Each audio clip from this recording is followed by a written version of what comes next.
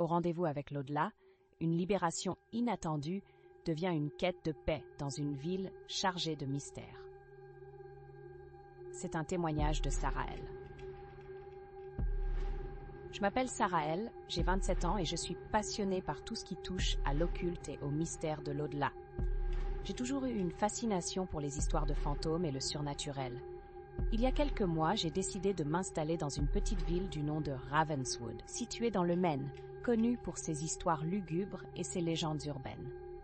L'ambiance y était sombre, et les habitants murmuraient des récits de disparitions inexpliquées et de spectres errants. Un soir, alors que je feuilletais un vieux livre dans la librairie antique de la ville, je suis tombée sur un passage mentionnant un ancien chat qui permettrait soi-disant de communiquer avec les morts. Intriguée, je me suis mise à recherche durant plusieurs semaines. J'ai découvert que ce chat avait été populaire dans les années 90, mais avait été fermé mystérieusement après une série d'événements tragiques liés à la mort d'un usager. Curieuse et un peu désireuse de prouver que les histoires de ce genre ne sont que des légendes urbaines, je me suis mise à rechercher comment accéder à ce chat. Après de nombreuses recherches, j'ai réussi à entrer en possession d'un ancien ordinateur qui avait été utilisé pour ces échanges.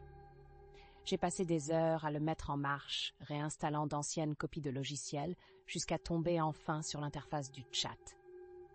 Mes mains tremblaient d'excitation, mais aussi de peur lorsque j'ai choisi d'entrer. Je me suis connectée et ai commencé à taper des messages.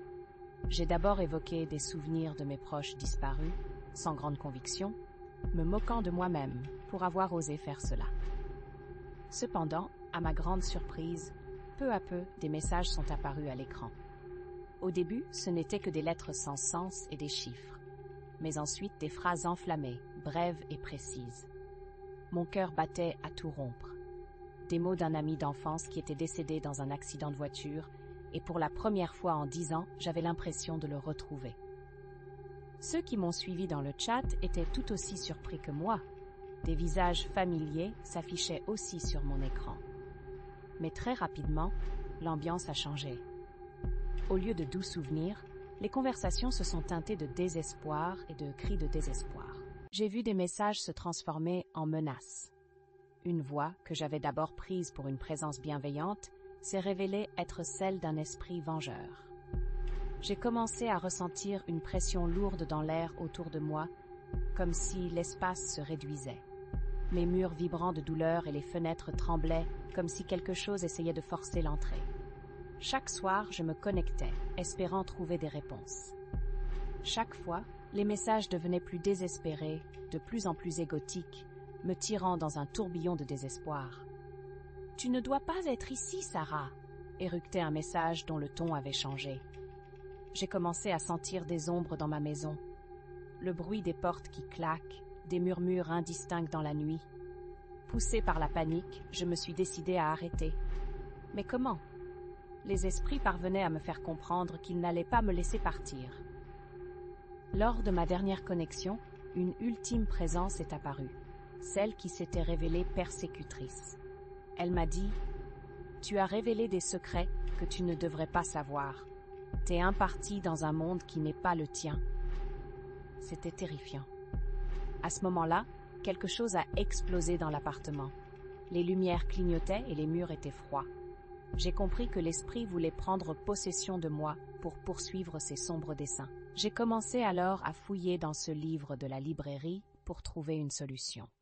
La page que j'ai tournée parlait d'un rituel de libération permettant aux âmes tourmentées de trouver la paix. La nuit suivante, j'ai préparé le rituel dans une pièce sombre, avec des bougies et un reflet de miroir. Je me suis concentrée, attendant l'apparition, décidée à mettre fin à tout cela. Les murmures et les cris ont commencé à se faire entendre. Dans ce moment de tension extrême, j'ai vu l'esprit en question émerger, et j'ai commencé à réciter la formule que j'avais apprise.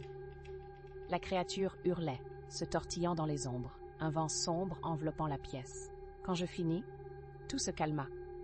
L'atmosphère lourde disparut, la lumière illumina l'espace.